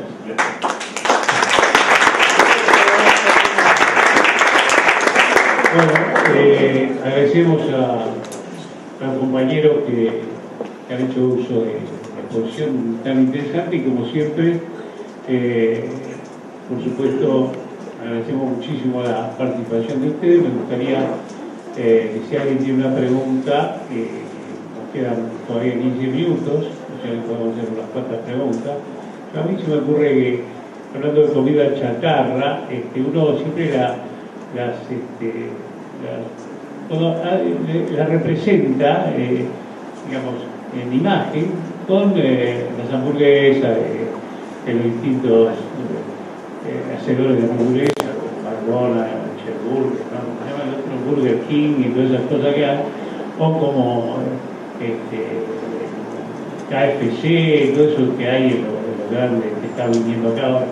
Pero sin embargo, nos dicen que una milanesa de soja es algo que deberíamos comer todos porque es muy bueno. Me gustaría alguna reflexión sobre eso. Bueno, 2 milanesitas de soja diarias alcanzan para, junto con un vasito de jugo de soja nada más, alcanzan para proveer al organismo de 120 miligramos de isoflavona de soja. Con 60 que está catalogado, ya hay más o menos unos 6 congresos desde 1950 mundiales de isoflavona, de fitoestrógenos, congresos de fitoestrógenos, escuchen esto. Y Sechel es el principal especialista mundial en dosificar estas cosas. Según Sechel, el máximo permisible de consumo humano es 60 miligramos de isoflavona, que son genisteína, daidzeína, gliciteína, y hay otras cuantas más, pero en mucha menor cantidad. Las 3 principales son esas. 120 miligramos nos proveen 2 milanesitas, o sea, una taza de poroto y un vasito de jugo de soja. Y con 60 que le doy a una mujer menstruando, o sea, en su ciclo de fertilidad, se lo doy durante 20 días y le creo 6 meses de hipotiroidismo subclínico e irregularidades menstruales. Imagínense el efecto sobre un niño o sobre un adolescente en desarrollo de 120 miligramos diarios. 120 miligramos una vez por semana no sería algo terriblemente perjudicial. Yo ahí me abstendría también por motivos filosófico-ideológicos. Yo a mis pacientes les prohíbo comer derivados de la soja y les doy toda esta explicación con algún escrito o algún archivo digital, tratando de que vean que con nuestras elecciones de alimentos podemos empezar de a poquito a lograr nuestro tan ansiado sueño de que alguna vez estas corporaciones produzcan algo que necesitamos realmente y dejen de producir estupideces que no necesitamos y que encima nos enferman. ¿Vale? ¿Qué pasa con los fermentados de la soja? Los fermentados de la soja es la forma en que realmente se consumía en Oriente, y hay que distinguir entre 2 grupos. Los fermentados reales, como el tamari, que es una especie de salsa de soja, porque después está el shoyu, que es otra, el tamari es la más fermentada, con un granulado que se hace, que es como una pasta, que es el miso. Todas esas son fermentaciones reales, entonces ahí el contenido de isoflavonas se evita. Pero con el tofu hay un problema, porque no es una fermentación, es una precipitación. Entonces ya hay estudios que dictaminan mayor incidencia de Alzheimer y mayor incidencia de trastornos del sistema nervioso central y tiroideos en consumidores muy frecuentes de tofu. Así que también con pies de plomo es una buena forma si consigues un tofu proveniente de una soja no transgénica. Porque después está el otro peligro, de que si es un tofu proveniente de la soja transgénica, seguimos en la misma pelotudez, de meter todos los días los transgenes a pasear por la sangre y activar nuestros anticuerpos anti-ADN, como cualquier artrítico reumatoideo que tiene anticuerpos anti-ADN positivos. Bueno, casi podríamos equiparar el estado a una artritis mental, el de la Argentina entera. Yo no me canso de ver pacientes con problemas articulares y de dolores. Y bueno, son todos trastornos autoinmunes producidos por este carnaval callejero en nuestras arterias de ADN transgénico. Yo quería añadir que es común que muchas pizzas industriales hoy tengan, en realidad no tengan mozzarella sino queso de soja. Esa es nueva, pero todas las pizzas, todos los panificados y todos los productos con trigo, hoy en día les ponen 10-15% de harina de soja porque le da una habilidad extra al crunchy para que tengan una textura más agradable para el paladar humano. Entonces ya todo tiene soja de norma. Si uno se toma el trabajo de leer la galletita express, la cerealita, todo tiene un 10% de harina. En el caso del queso eso no entiendo cómo hace para que se derrita. Se derrite, pero se forma granos, no forma hilos. Ahí se la reconoce. No, esa es la diferencia. Pero esa no la Me sabía. doy una pregunta. Doctor Cervello.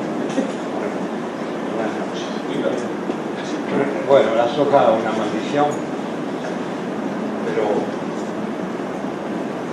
filosóficamente no sé si estamos en la discusión de que esto es la dictadura del ADN. De hecho, yo creo que hace falta muchos trabajos científicos para refutar. No nos olvidemos que la sociedad norteamericana de pediatría, quizá la más poderosa del mundo, está de acuerdo en que se les dé soja a los niños. A los bebés. A los bebés, eso es. O sea, Bueno, es una sociedad de mucho peso. Y eso hay que refutarlo con trabajos científicos, con cosas concretas que uno dice están validadas para refutarlo. De hecho, cualquiera de nosotros puede hacer una hamburguesa en su casa. Junta la carne, la pone y le sale una porquería que se deshace. Pero si le ponen harina de soja sale perfecta, bien redonda, bien. los chorizos de pollo tienen 30% de proteína. Déjeme. Si nosotros vamos y compramos chorizos, los chorizos cuestan más barato que el kilo de carne. Porque al chorizo, para abaratarlo, se le pone soja. Esta es la cuestión. Creo que hay muchas cosas en el terreno de la toxicología que tengamos que analizar los plásticos, los residuos de plástico, el agua en plástico, todo este tipo de cosas. Pero la pregunta mía, independientemente de este tema, que creo que es complejo, difícil, que debemos combatirlo, pero hay que buscar respuestas científicas validadas para decir esto es así. De hecho, el consumo de soja lleva a todos estos problemas, y mi pregunta central es de un actor en cuanto a la soja que no se ha planteado en esta mesa, que es la presencia de Osprega. ¿De? Osprega, ese sindicato de los obreros de campo, de los peones de campo. El sindicato tiene una obra social y tiene un servicio de toxicología. Ese servicio de toxicología tiene, entre otras cosas, un grupo técnico que instruye a los peones de campo de cómo se manejan los agroquímicos. Y tiene la obra social el manejo de todos los partos de esta gente que está sometida al uso de glifosato y otras sustancias. Yo quería preguntar si, como yo no pude conseguir nunca ninguna explicación, ni he podido leer ningún trabajo que haya sido auspiciado por Osprega, que tiene todo el material humano en cuanto a, por lo menos, malformaciones, si ustedes tienen algún conocimiento de estos tipos de cosas, porque también se habló de toxicología, les vuelvo a decir, tienen un departamento de toxicología en la Osprega Central, acá en el centro, y los resultados, yo no tuve la posibilidad de conocerlos, a pesar de que estoy todos los días buscando trabajo. ¿Cuál es tu área de desempeño? ¿Cómo? ¿Cuál es tu área de desempeño? Ahora soy jubilado. No, pero... Yo soy profesor de farmacología de la Universidad de Buenos Aires. Tengo acá un pendrive con muchos de esos trabajos, si es de tu interés y tenés alguna computadora, si no te invito a ir a un telecentro donde hay una computadora y te lo pongo en tu... o me das tu mail y te lo mando. No, yo estoy hablando de los trabajos de Osprega. No, de los trabajos de Osprega no, yo pensé que vos querías saber si había otros trabajos. Otros trabajos hay, sí. Sí, no, listo. Pero bienvenido sería. El problema es que ¿cuáles son las estadísticas de malformaciones concretas en nuestro país? El único que las tiene es Osprega. Ah, mira, interesante. Nosotros, muchas gracias por el dato. la verdad que nosotros institucionalmente como grupo intentamos una relación profunda con Venegas, con el dirigente del sindicato, hace muchos años. Yo no recuerdo si fue en el 2004 o 2005, y fue una enorme frustración, ¿no? Y cuando avanzamos nos encontramos con las puertas absolutamente blindadas en este terreno. Y cuando nos enteramos de algunas cosas siempre fue extraoficialmente. O sea, en general las familias afectadas por las jubilaciones eran mantenidas no sé si ocultadas, pero bastante ocultadas en un edificio que había en la Avenida Independencia. A nosotros nos negaron la relación con ellos, y bueno, fue imposible avanzar. Conocimos al agrónoma que se ocupaba de la capacitación del personal del personal rural en el tema agrotóxicos, y directamente ella trabajaba con videos y con protocolos dados por las empresas. Nosotros realmente no podíamos creer esto, ¿no? Pero cuando llegamos a la discusión política con la dirección del sindicato nos dimos cuenta que directamente estaban a favor de los transgénicos, a favor de la soja. En algún momento incluso nos convocaron para ver si desarrollábamos un proyecto, ya que ¿quién era? Yo no sé si era el vicegobernador de la provincia de Buenos Aires, alguien les había ofrecido mucho dinero para canalizar desocupados en algún proyecto de trabajo. Nosotros les armamos un proyecto, claro, y después nos dimos cuenta que no les gustó para nada, porque el proyecto era para que la gente fuera dueña de la tierra y convertirse en pequeños productores. Y en realidad en ellos imperaba totalmente el paradigma del asalariado. Claro, porque lo que nosotros estábamos proponiendo no hubieran sido afiliados al sindicato, al menos en esa vieja concepción. Y ahí reflexionamos bastante en las dificultades del viejo sindicalismo argentino para entender mucho de lo que a veces proponemos como soberanía alimentaria, que implica gente autónoma, arraigada a la tierra, o dueños de su propia tierra, ¿no? Digamos, esto como parte de las dificultades que tuvimos para dialogar con Guatre, ¿no? Que no fue fácil. Fui a dar un curso con uno de los abogados más exitosos en ganar juicios por daños físicos de los agrotóxicos en Misiones. Bueno, le agradecemos a los participantes, ya estamos en la hora. A ver, una pregunta. Quisiera saber si a este envenenamiento hay algún antídoto, porque ya estamos envenenados, hay dos generaciones que ya se les nota intelectualmente. Bueno, somos muy robustos. No, pero ya las generaciones que han sufrido desde bebé con la soja, que ya son dos, porque ya son Malvinas y esta otra generación,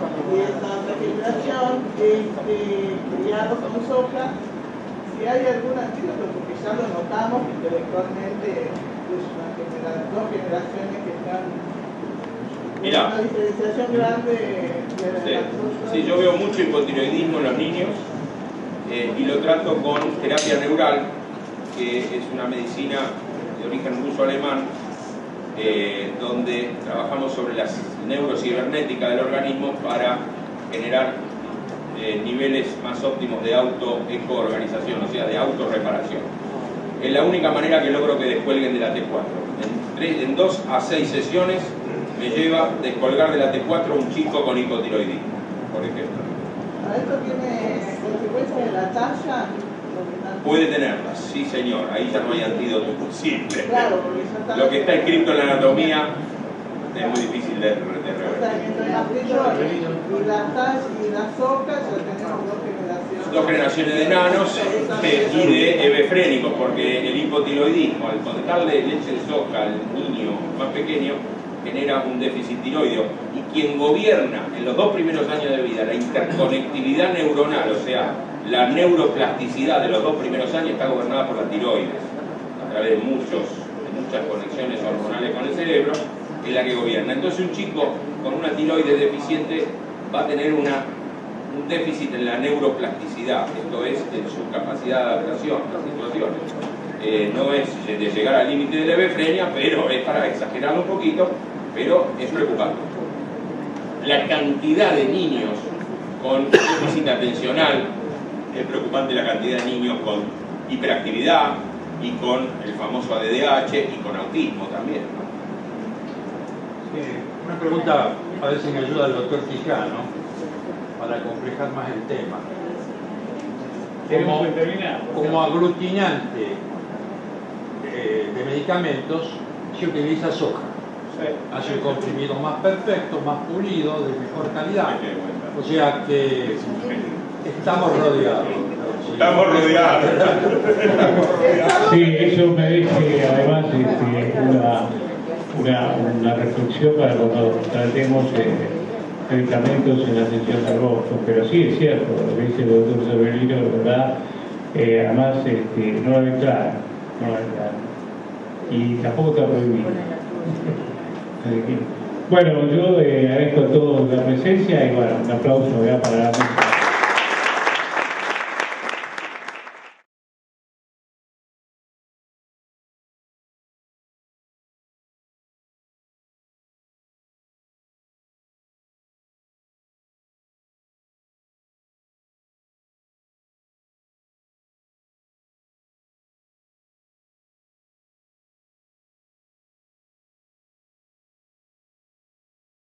Maíz, el mejor trigo, sino ahora de commodities. ¿Qué son las commodities? Las commodities son mercaderías que se exportan que no tienen valor agregado y cuyo precio está fijado por el mercado de Chicago. No hay otro mercado. El mercado internacional es Chicago. Brasil ha intentado armar un mercado y nunca pudo. Entonces, ¿esto qué significa? Que nosotros no tenemos incidencia en el valor que se le fija a la soja en el mercado de Chicago.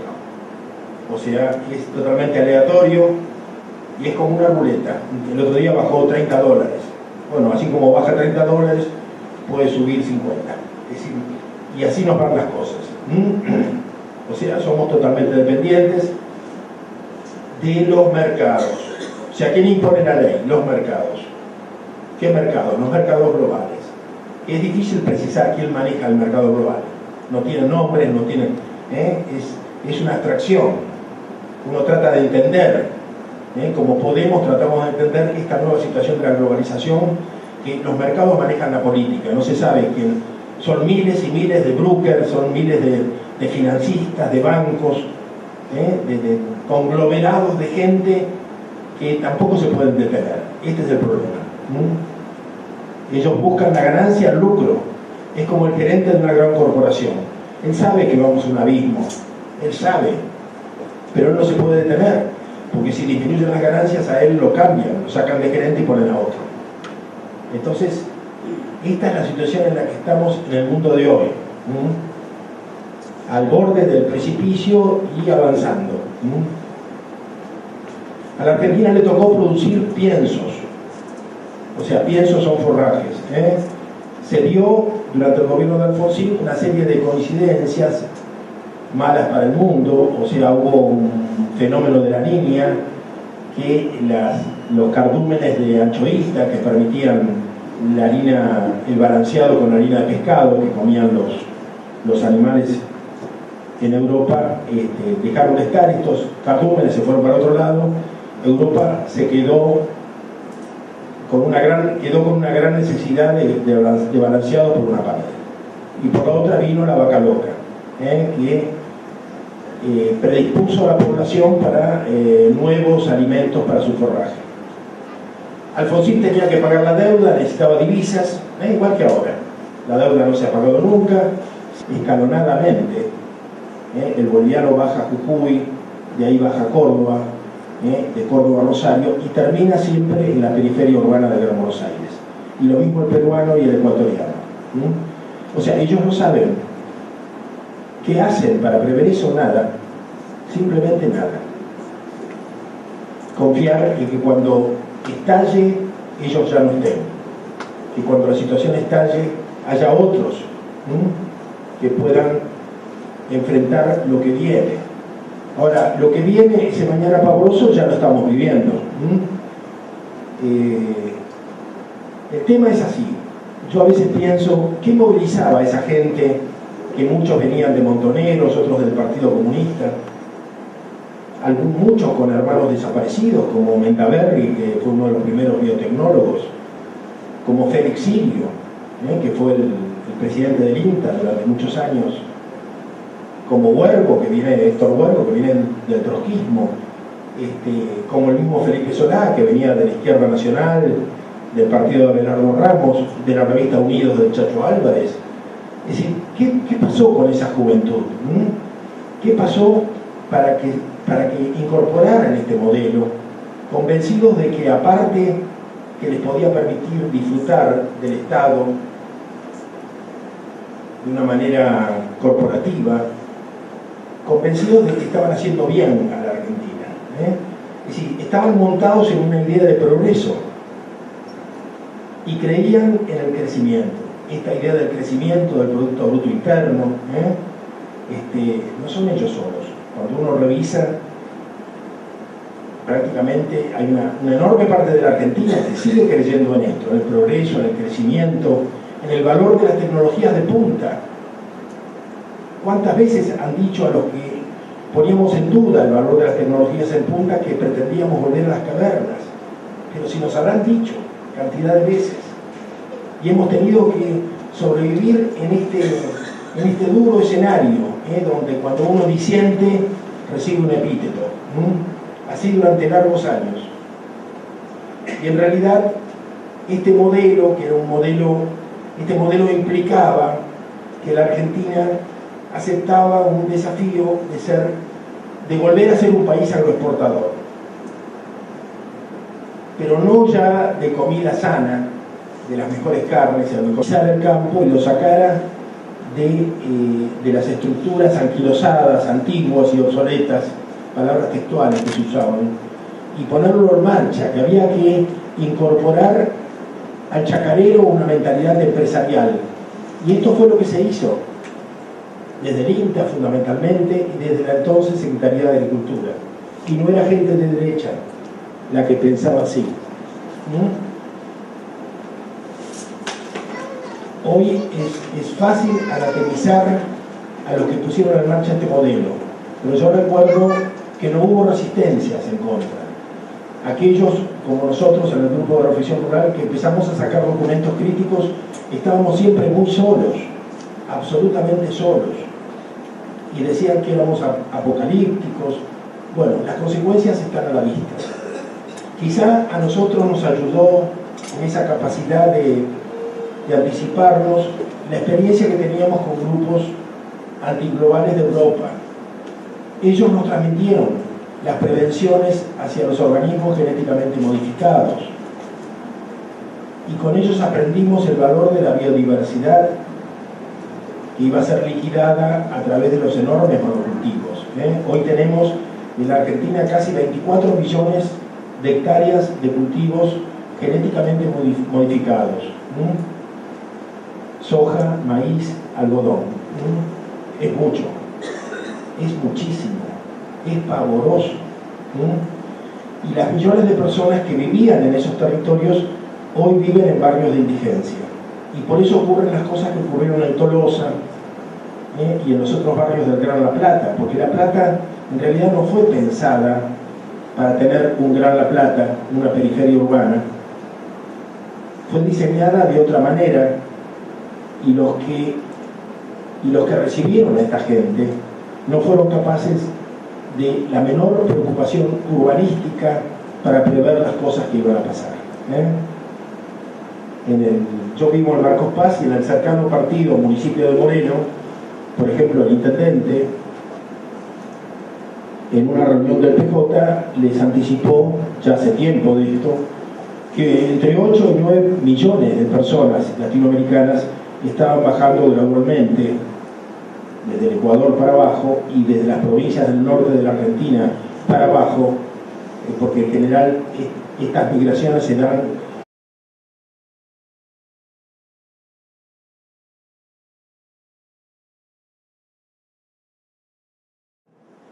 Nosotros en estos días le estábamos escribiendo al nuevo Papa, recordándole que muchas de las cosas que tuvimos oportunidad de expresarle cuando él estaba a la cabeza del episcopado, a propósito de las fumigaciones, a propósito de las consecuencias de las fumigaciones o del modelo rural sobre las poblaciones y particularmente sobre los niños nacidos deformes, le decíamos, son parte de una situación global que en aquel momento no quisimos exponer, pero que ahora que él está en Roma sí necesita saber. Lo que nos pasa a nosotros se ha repetido a lo largo del mundo, especialmente en África, de una manera pavorosa. O sea, no es solamente un problema de monocultivos, es un problema también de que millones de personas han sido desplazadas hacia las periferias urbanas de pobreza, no solamente en la Argentina, en todo el mundo. Entonces, está bien que uno tiene que asumir el propio país y entenderlo y ver quiénes son los responsables, pero en realidad lo que nosotros sufrimos han sido las consecuencias de la aplicación impiadosa de la globalización en el territorio argentino. Bueno, ¿qué pasó en los años 90?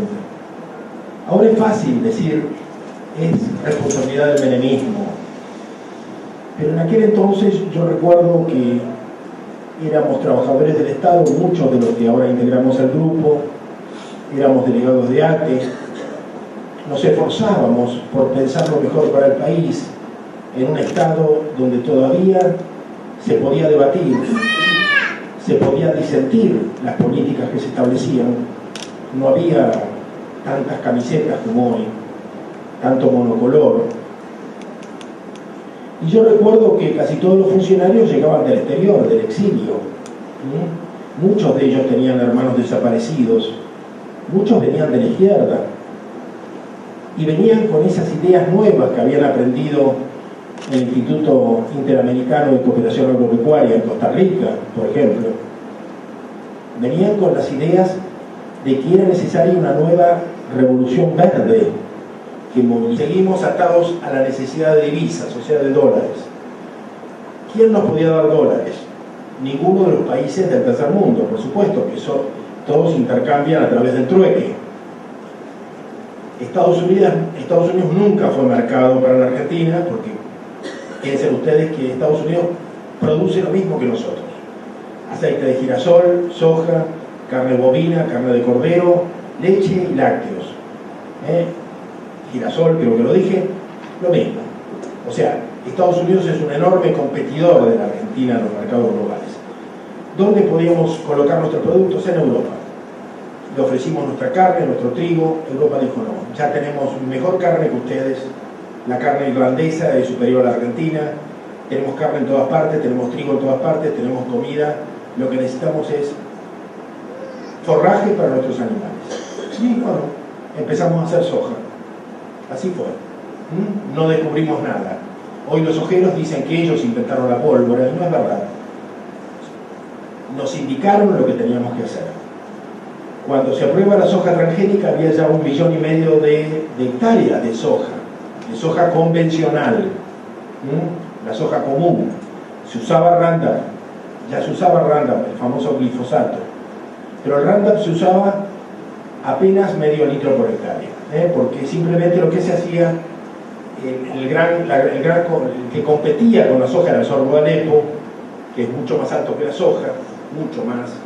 Entonces lo que se hacía era, con 2 tractores, se estiraba una soga embebida en Roundup, se la estiraba y se la pasaba por encima del sojal para que fuera tocando el sorgo de Alepo que sobresalía. Y como es un herbicida sistémico, bastaba tocarlo para que llegara hasta la raíz y lo matara. En ese momento el sorgo de Alepo, como otras hierbas, malas hierbas, no tenía resistencia, no había desarrollado, no se había seleccionado en función de la resistencia al Roundup, como ocurre hoy.